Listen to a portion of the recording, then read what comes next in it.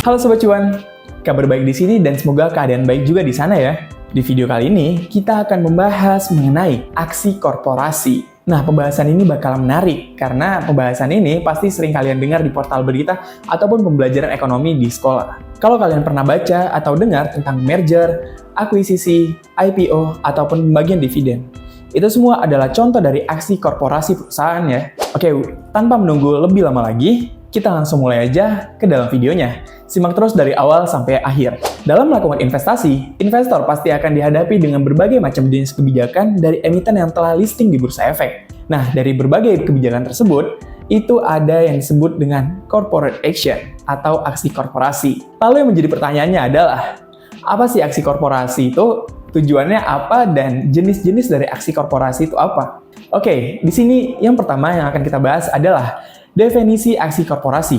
Nah, dari definisinya dulu ya. Aksi korporasi adalah sebuah tindakan atau kebijakan yang dilakukan oleh perusahaan dengan tujuan tertentu untuk mencapai sebuah hasil yang positif.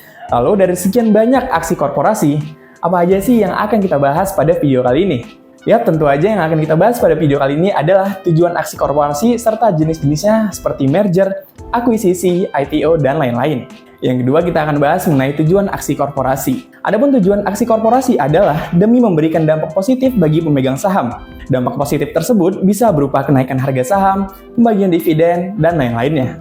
Aksi korporasi juga merupakan salah satu pertimbangan penting bagi investor dalam memilih saham investasinya. Nah, kita masuk ke contoh aksi korporasi ya. Yang pertama itu ada merger. Merger adalah penggabungan dua perusahaan atau lebih yang bergabung menjadi satu dengan menghasilkan identitas yang baru.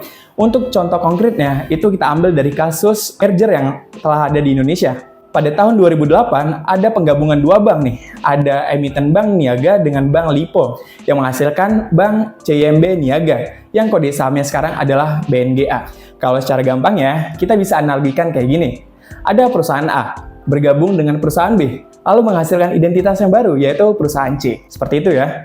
Oke, adapun manfaat dari merger itu sendiri adalah mulai dari pengurangan biaya operasional, ekspansi usaha, ataupun memperluas jangkauan pelanggan.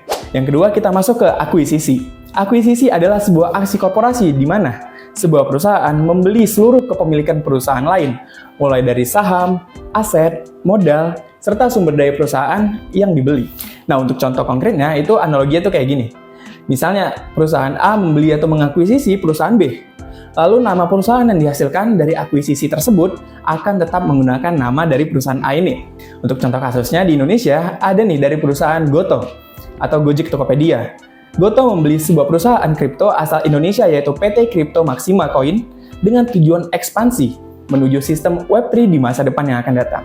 Walaupun Goto membeli perusahaan kripto tersebut, tetapi mereka tidak menghasilkan nama yang baru seperti merger tadi, melainkan namanya tetap Goto ya. Tetapi perusahaan kripto tadi hanya menjadi bagian dari perusahaan Goto tersebut. Secara sekilas, akuisisi dan merger merupakan dua hal yang hampir mirip, tetapi pada penerapannya berbeda ya teman-teman.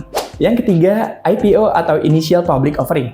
IPO juga merupakan salah satu aksi korporasi perusahaan dengan menawarkan sebagian sahamnya kepada masyarakat untuk tujuan mendapatkan modal tambahan dari penawaran umum perusahaan. Oke, adapun tujuan dari IPO sendiri adalah mendapatkan modal tambahan dari penawaran sebagian sahamnya kepada masyarakat umum, serta meningkatkan reputasi perusahaan. Adapun konsekuensi dari dilakukannya IPO adalah transparansi internal perusahaan yang harus diungkapkan kepada publik berupa laporan keuangan, manajemen perusahaan, serta rencana ekspansi perusahaan. Nah, contohnya itu ada sebuah perusahaan tertutup nih, atau belum TBK.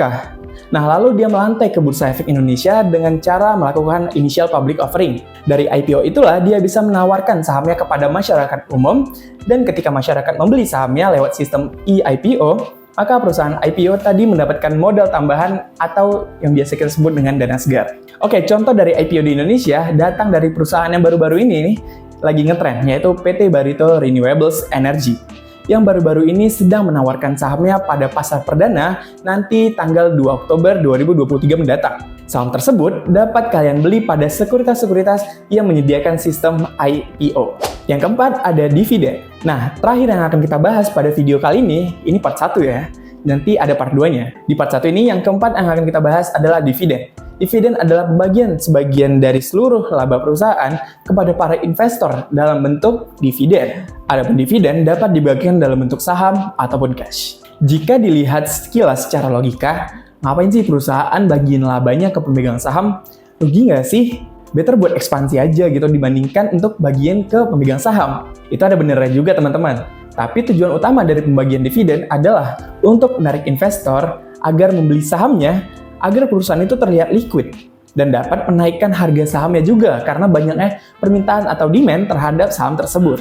Nah, contoh pembagian laba dalam bentuk dividen bisa kita lihat pada saham BBCA yang membagikan sebagian laba bersihnya sebesar 20,96 triliun rupiah dengan harga saham per lembarnya yaitu Rp170.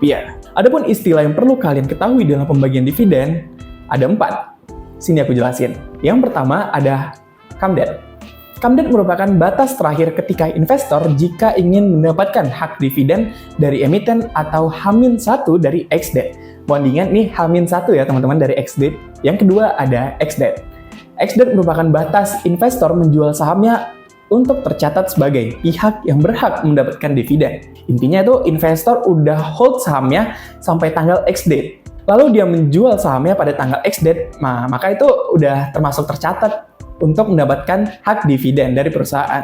Yang ketiga, recording date. Recording date adalah tanggal di mana emiten mendapatkan catatan berisi siapa saja investor yang berhak mendapatkan hak dividen. Catatan tersebut bukan dari perusahaan sendiri, melainkan dari Biro Administrasi Efek atau BAE. Yang terakhir adalah payment date, hari di mana perusahaan membagikan dividennya kepada pemegang saham yang telah tercatat oleh BAE tadi. Oke Sobat Cuan, itu aja pembahasan kita pada hari ini. Semoga pembahasan yang mudah dipahami dan bisa menjadi edukasi serta pertimbangan kalian untuk melakukan investasi. Untuk bisa melihat pembahasan investasi selengkapnya, jangan lupa like video ini, lalu komen, dan jangan lupa subscribe YouTube channel stokno.id. Jangan lupa juga share video ini ke teman-teman dekat kalian ya. Sampai jumpa di pembahasan selanjutnya, dan part selanjutnya kita akan bahas 6 aksi korporasi lagi. So, stay tune, jangan kemana-mana ya. Salam cuan dan bye-bye!